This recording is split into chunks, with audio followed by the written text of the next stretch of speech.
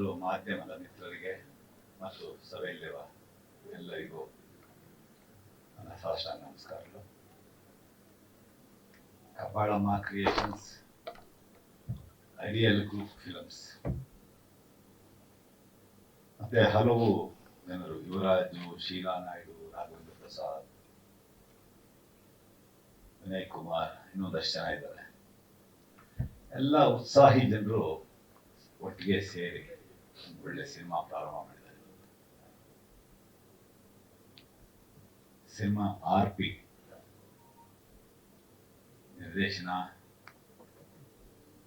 ನಾನು ಬಹಳ ದಿನಗಳಿಂದ ನೋಡಿರುವಂತಹ ಯುವಕ ಯುವರಾಜ್, ಜೊತೆಗೆ ವೇಷಭೂಷಣ ಜೋರಾಗಿದೆ. ಬಹುಶಃ ಕಥಾನಾಯಕನ ವಿಲನ್ ಅಂತ ಗೊತ್ತಾಗಿಲ್ಲ ನನಗೆ, ಸ್ವಲ್ಪ ಲಿಟಲ್ ಬಿಟ್ ಕನ್ಫ್ಯೂಸ್.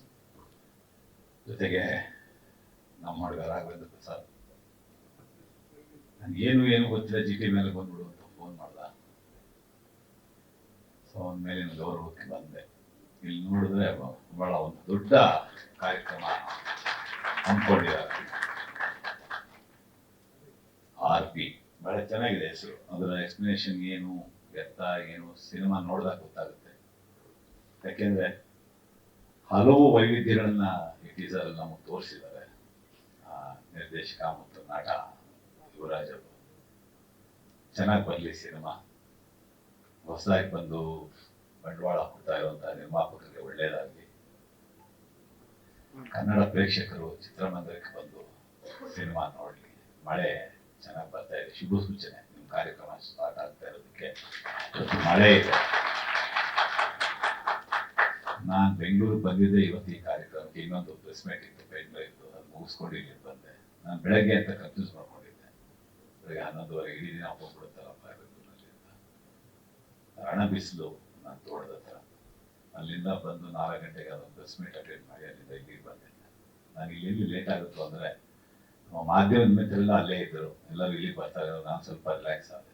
ಸೊ ಅವರೆಲ್ಲ ಬರದೆ ಸ್ಟಾರ್ಟ್ ಆಗಾರ ಪ್ರೆಸ್ ಮೀಟ್ ಅಂತ ಅಂದ್ಬಿಟ್ಟು ನಾನು ಆರಾಮಾಗಿ ಬಂದೆ. ಅವ್ರಿಗಿನ ಮೊದಲೇ ಬಂದಿದ್ದೆ. ಸೊ ಒಳ್ಳೇದಾಗಲಿ, ಶುಭ ಸೂಚನೆ. ಇವತ್ತು ನಿಮ್ಮ ಕಾರ್ಯಕ್ರಮ ಸ್ಟಾರ್ಟ್ ಆಗಿರೋದಕ್ಕೆ, ಸಿನಿಮಾ ಸ್ಟಾರ್ಟ್ ಆಗ್ತಾ ಇರೋದಕ್ಕೆ ಶುಭ ಸೂಚನೆ. ಭರ್ಜರಿ ಮಳೆ, ಒಂದು ಸಣ್ಣ ಹನಿ ಹನಿತಾ ಇತ್ತು. ನಾನು ಮಲ್ಲೇಶ್ವರಂ 18 ಹೋದಾಗ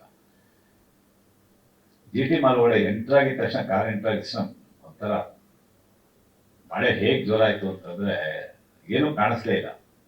ಅಷ್ಟು ಫಾಸ್ಟ್ ಆಗಿ ಮಳೆ ಬರ್ತಾ ಇತ್ತು. ಸೊ ಶುಭ ಸೂಚನೆ ನಿಮಗೆ.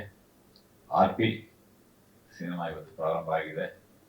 ಸೊ ನಿರಂತರವಾಗಿ ಅದು ಶೂಟಿಂಗ್ ನಡೀಲಿ, ಪೋಸ್ಟ್ ಪ್ರೊಡಕ್ಷನ್ ಮುಗಿಸ್ಕೊಂಡು ಆದಷ್ಟು ಬೇಗನೆ ಚಿತ್ರಮಂದಿರಕ್ಕೆ ಬರಲಿ.